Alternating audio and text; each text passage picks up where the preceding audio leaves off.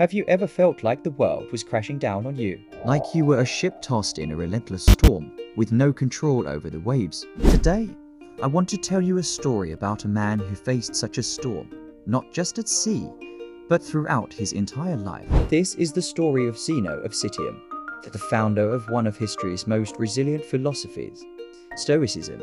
Imagine this. You're a wealthy merchant. Your life is set. You've loaded your most valuable cargo, a rare and precious purple dye, onto a ship setting sail from Phoenicia. This single voyage is worth a fortune, but then disaster strikes, a violent storm erupts, the ship is wrecked, and everything you own sinks to the bottom of the Mediterranean Sea. You wash ashore in Athens, a stranger in a strange land, with nothing but the clothes on your back. What would you do? Despair. Curse the gods? Give up? Zeno did none of those things. Instead of lamenting his loss, he saw it as a new beginning. As he wandered through the streets of Athens, he stumbled upon a bookseller's shop. There, he picked up a book, Xenophon's Memorabilia, which recounted the life and teachings of Socrates. He was captivated. He asked the bookseller, "Where can I find men like this?" The bookseller pointed to a famous philosopher named Crates the Cynic, who just happened to be walking by. Zeno's new journey had begun. For the next 20 years, Zeno dedicated himself to learning. He studied under the greatest philosophical minds in Athens, absorbing everything he could. He wasn't just a passive student. He questioned, he debated, and he began to form his own unique worldview. He realized that his shipwreck wasn't a tragedy. It was a liberation. It freed him from the attachment to material wealth and external things he couldn't control.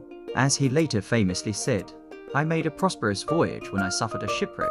This powerful insight became the cornerstone of Stoicism. Zeno started teaching his philosophy not in a grand academy, but in a public space, a painted porch called the Stoipoikile. That's where the name Stoicism comes from. He taught that we don't control what happens to us, but we have absolute control over how we respond. The waves of fate will crash, the storms of life will rage, but our inner fortress, our mind, can remain calm and unshakable. He taught that virtue is the only true good. Wealth, health, reputation, these are all indifferents.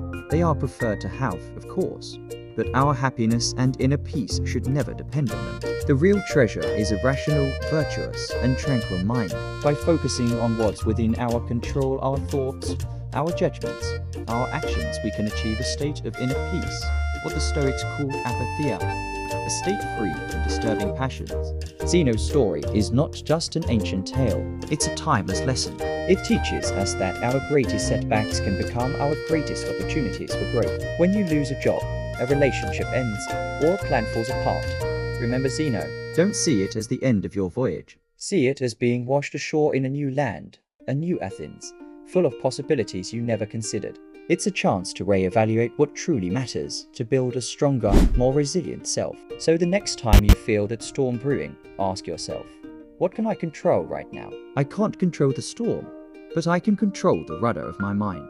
I can choose reason over panic, virtue over despair. That is the power Zeno discovered after losing everything.